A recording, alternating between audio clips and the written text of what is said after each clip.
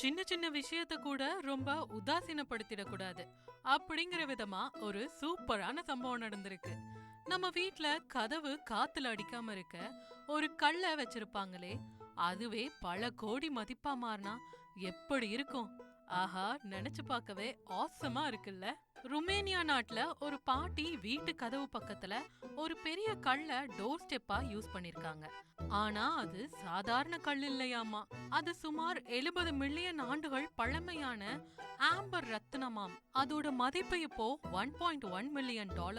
நம்ம இந்தியா விலைப்படி பார்த்தா 9 கோடிக்கும் மேல. அந்த பாட்டி அந்த கல்ல ஒரு நீரோடையில இருந்து எடுத்துட்டு வந்து வாசல்ல டோர் ஸ்டெப்பா வச்சிருக்காங்க. அந்த பாட்டி இந்த கல்லோட மதிப்பு தெரியாமையே இருந்திருக்காங்க. பட் கெஸ் வாட், அவருக்கு பிறகு அவரோட சொந்தக்காரங்க அத ருமேனியா அரசு கிட்ட பல கோடிக்கு வித்துட்டாங்களாம். அப்புறம் என்னப்பா, ஜாக்பாட் தான்.